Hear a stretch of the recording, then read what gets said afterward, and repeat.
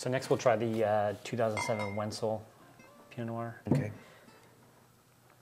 This is the second vintage from this vineyard. This is located just outside Philo, up in the hills. It's owned by Roland Wentzel, who happens to also own the Eagle Point Ranch vineyard. It's again, most of the vineyards in Anderson Valley, it's all sandstone. So it's various types of sandstone, different ages, different colors, intermixed with clays. And this has a lot more fractured sandstone than the previous Monument, which has a lot more gravelly loam. So it makes for more kind of intense, minerally driven wine. Mm-hmm. It's in 2006 we got two different blocks separated by basically two different vineyards, all Wentzel, but in 2006 the bottom block went into our appellation wine, the Tucson Ensemble, and then I made a decision in 2007 just to kind of take the entire upper block, and we still have a portion of this that would go into the appellation wine, but it's, you know, it changes every year.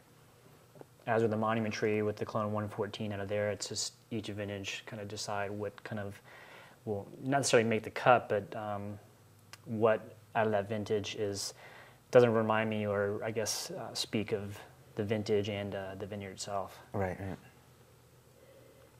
So the upper block we have has 667, 777, 115 in Pomard. And some of them are harvested together, some are harvested by themselves. It really depends. 07, I think most of the clones came in together, and this year, 08, we had a couple different sections coming together. So it really depends. We sample all the blocks separately and bring it in accordingly. Okay. How did you handle it differently than the Monument Pinot? Well, I didn't use any stems in this, and as much stems. Okay. We got a little bit. The stems aren't quite as ripe, and I mean ripe. Typically when I add stems for Pinot Noir in the past, you're looking for stem lignification. So the stems actually kind of get brown. They never really get totally brown, like all the way down to the berry, but they would get this mottled kind of stem brownness that indicates that the stems are ripe, and you kind of have the physiological maturity that you're looking for. Right, So right. Monument Tree, for whatever reason, in 07 seemed to display more of that. This didn't quite as reach that level, but you know, again, that's what I'm looking for when it comes to as far as handling the wines, as far as the stem inclusion is concerned. And Right, all the right. wines, all the Pinot Noirs, all I do is get pumped over. Right. So there's no more punch downs that are done. Stopped doing that in 2005, and moved to doing pump overs. Okay. Again, it's 30% new wood, just like the Monument. I'm trying to keep the oak levels low, Yeah. medium toast barrels, tighter grain forest, as far as the wood is concerned. So again, to try hopefully let the vineyard speak, and the vintage speak for itself. Yeah, yeah. Yeah, as far as taste goes, it seems more concentrated and a little bit more black cherry and pomegranate in this one. It's always, even in 06, really vibrant, kind of, again, the pomegranate kind of cranberry, great nervy acidity, which again, what I kind of wanted, which I like in Pinot Noir. Kind of, it lends itself to stand up to food as well. I've noticed both in 06 and 07, you've mentioned, you know, the vibrant acidity and the freshness and liveliness of it. Is this consistent going forward, and what prompted the change? Yeah, I mean, I kind of made the decision in 06 to, I mean, you were there for harvest. You saw, I mean, nothing came in over 23.5 bricks. And it was predicated on just some of the wines in the past that just weren't holding up as well.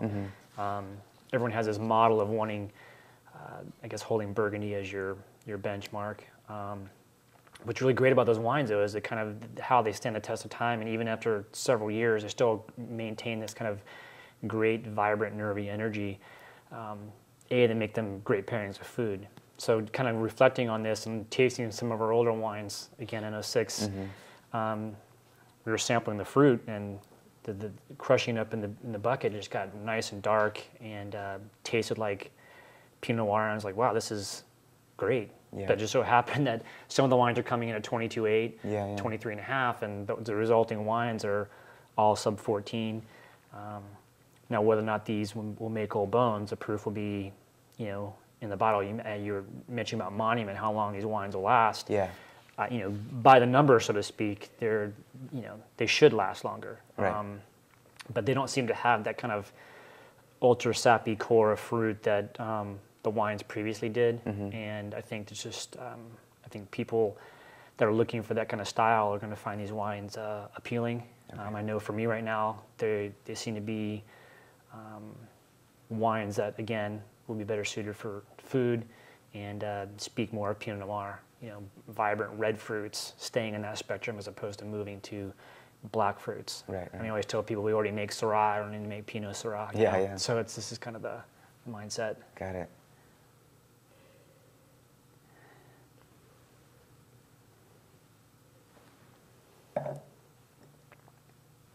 How did you handle Wentzel differently than Monument Pinot? Both wines got handled differently from 06 to 07 from a standpoint. In 07, the wines are slightly riper, but they're still, again, under 14% alcohol. And as far as each individual wine, the Monument tree had more whole cluster. I think you mentioned about the stem ripeness being there with Monument tree. This got 25% whole cluster. This also seemed to have more of a density, kind of a concentration to it. So it spent 18 months in barrel. Okay.